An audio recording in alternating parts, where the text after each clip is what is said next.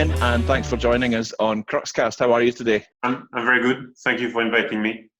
Yeah, it's no problem. We're glad to have you here. Slimane, you're the CEO and co-founder of Dockstr, which is an interesting company doing some really interesting work with some interesting ideas about how things can work. Can you tell us a bit about Dockstr and how that works? Sure. So Dockstr is a young technology company. We're based out of Stockholm and London, and we are active in the area of procurement of services and products. We've got two legs of operation. One side is the online marketplace. You can think about it as eBay for the offshore and marine sectors. We're helping companies to procure and source equipment. We're bringing together buyers and sellers. We're trying to help the industry to be better at reusing, sharing equipment, and doing business online. The second area of operation we have is in procurement digital tools, where we're trying to help companies to collaborate better with their supply chain and to be better at monitoring the contracts they have. This is a new area for us, but we've been very active on that for the last 12 months, and we are very passionate about it. So you'll hear a bit more about it in coming months. Very good. So going back, what was the driver for setting this up? What did you see that was that drove you to put this together? For a number of years, I've been wanting to start a new venture in the space I know well, which is the offshore, marine, oil and gas industry. And in 2016, I had that opportunity. So I basically wanted to set up a company at the intersection of two worlds, which I'm quite passionate about. The one where I spent the last 20 years, which is the offshore world. I've been in engineering role, commercial role, middle management, top management. And the tech space, where Stockholm is a very vibrant place for technology, with a company like Skype, like Spotify and others, all coming from here. It's a bit of California in 1 or 2 square kilometers. I'll come back to that in a few minutes. It's amazing.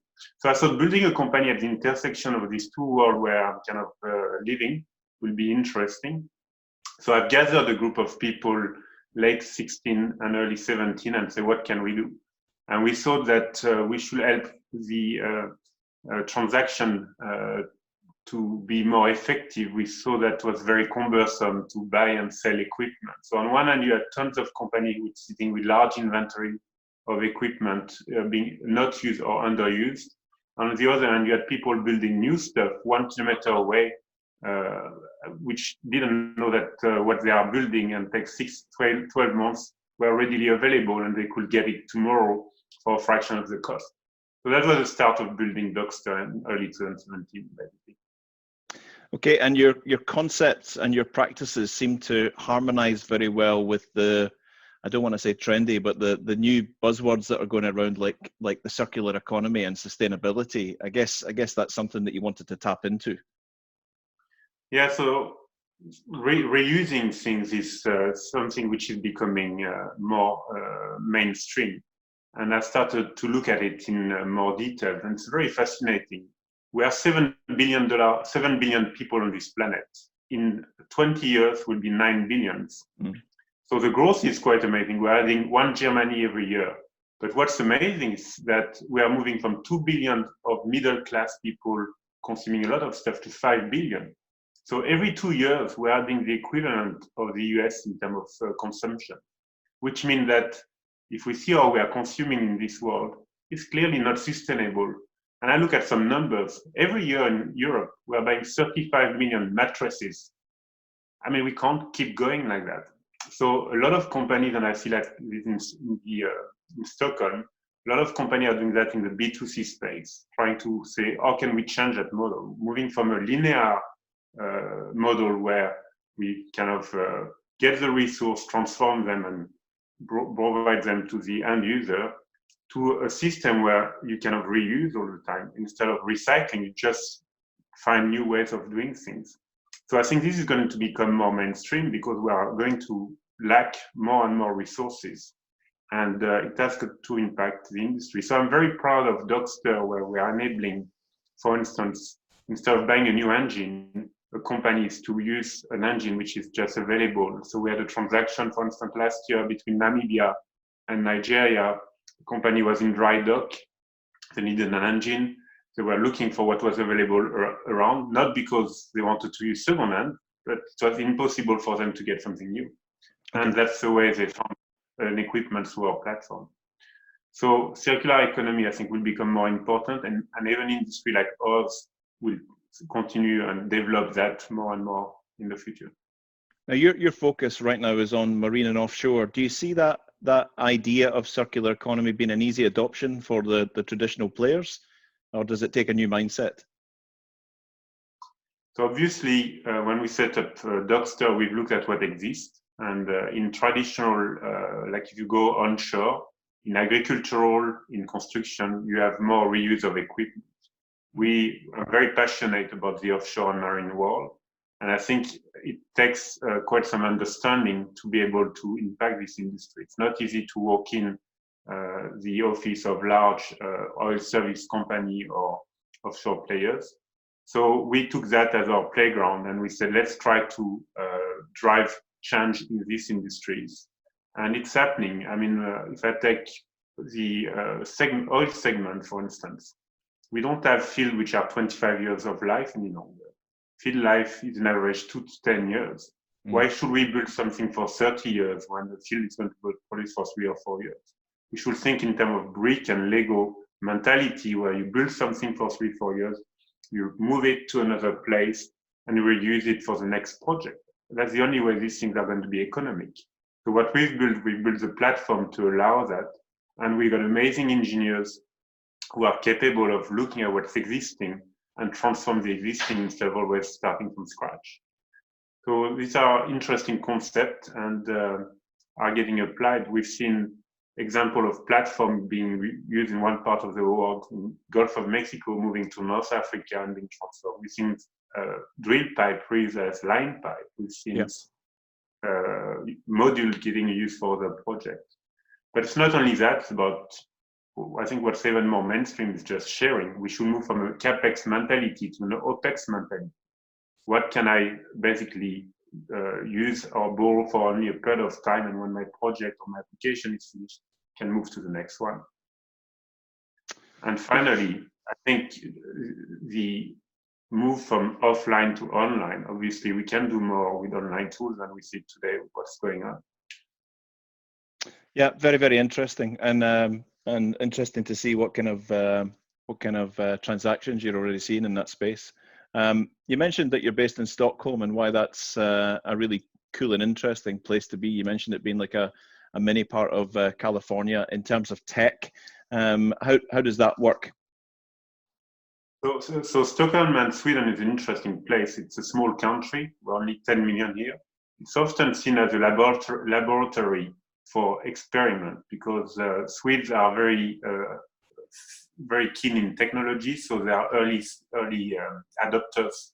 So a lot of tech company tends to use Stockholm as a test market, and as a result, we see a lot of technology being implemented. For instance, we barely use cash in Sweden. I think it's one of the first countries in the world which is not using cash.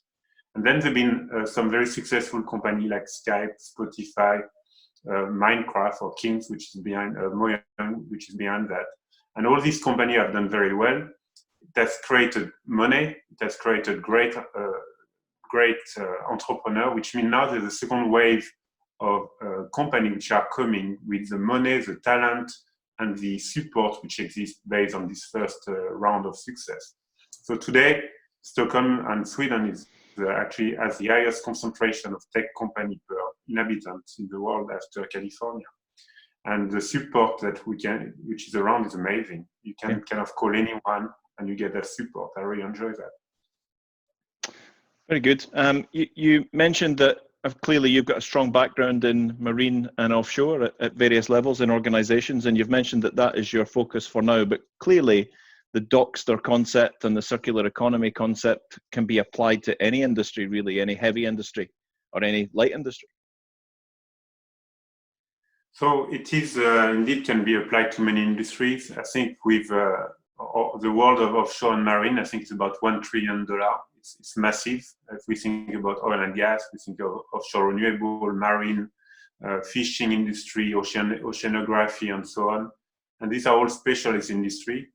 I think at Dockstr, we see that being the industry where we want to have the most impact. So we are developing adjacent offering to our marketplace in the procurement tool area. And there's other startups which are doing things in agricultural or mining and so on.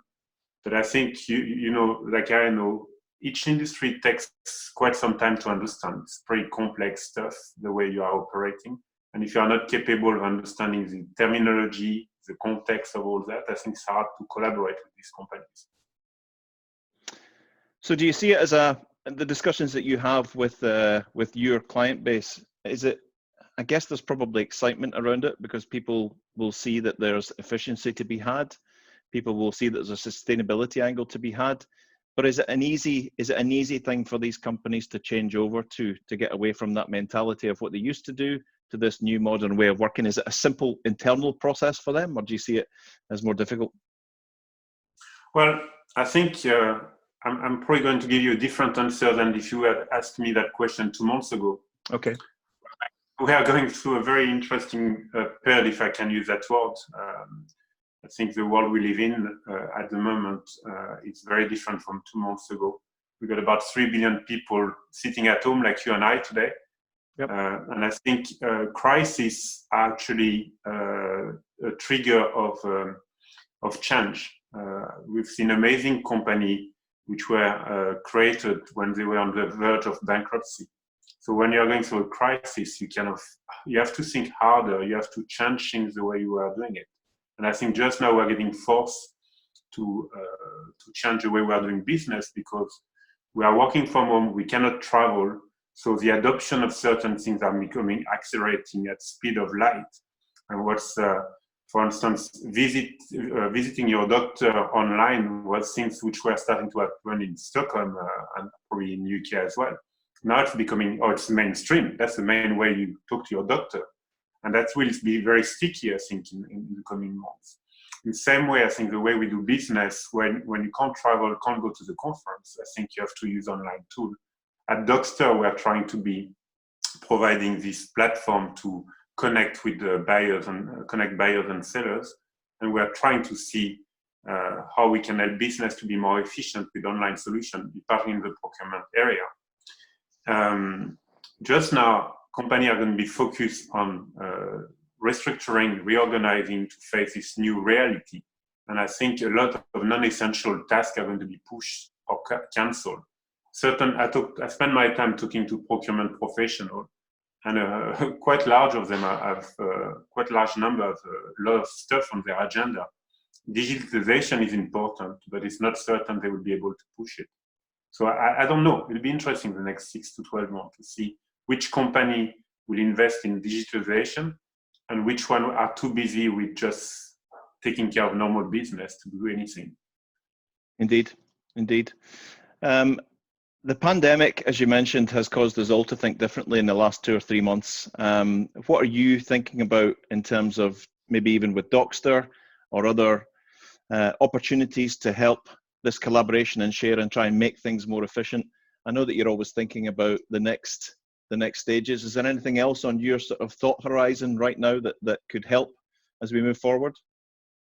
So we're putting a number of initiatives at the moment. We want to bring buyers and sellers of procurement and services even more together. And for that, we are doing simple things. We are launching a series of webinar on specific subjects. So in the next few days, we'll have one on fuel efficiency and emission reductions. Our platform is an online platform. So the way to do business, mainstream at the moment, is online.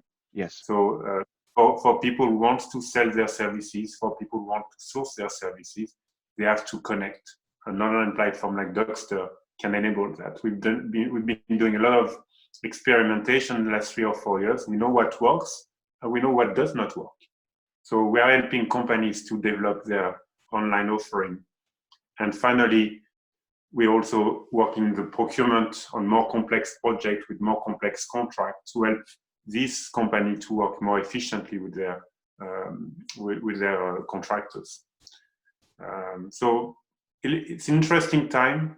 The way we are working today is evolving very fast. I think it's fascinating to see government and companies making decisions in a matter of hours, which would have taken months or years. Yeah. This change of policies, which would have taken years to go on discussion, and certainly in a matter of hours.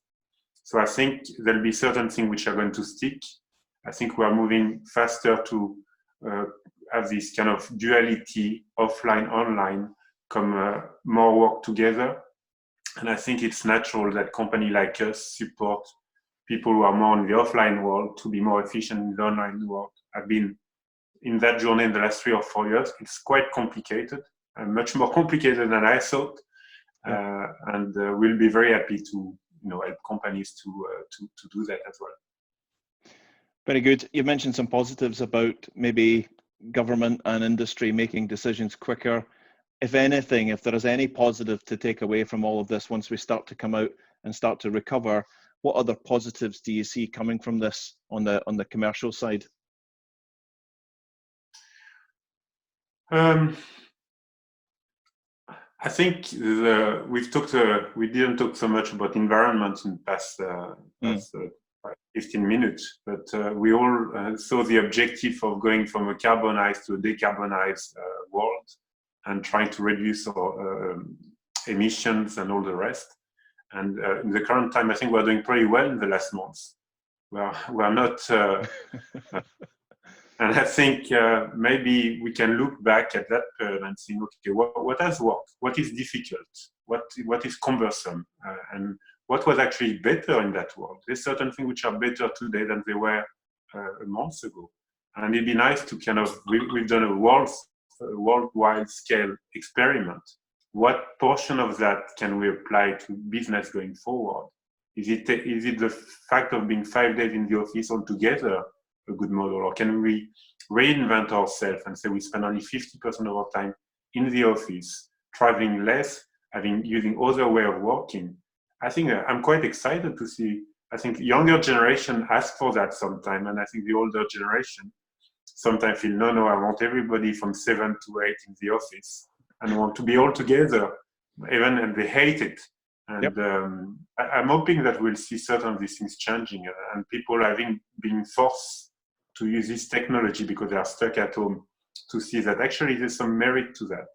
And it's maybe a more balanced world. And so I think the jury is still out, but we are doing a worldwide scale experiment at the moment, which will have some impact. We are also going through a big crisis, which will have an impact. And I think the way the world changes at a faster pace is when we go through that type of unsettling situation. So the world we are living in will be different in 6 months, for sure. Indeed. So we touched on efficiencies in procurement, circular economy, environmental advantages, cost advantages. It's been great to talk to you. How can people get in touch with you, Slimane? Well, we're online. Yep, not a shock. So you just go to dockstr.com, dockstr.com, and there's a chat at the bottom. You can send in a note, and we respond within a few minutes.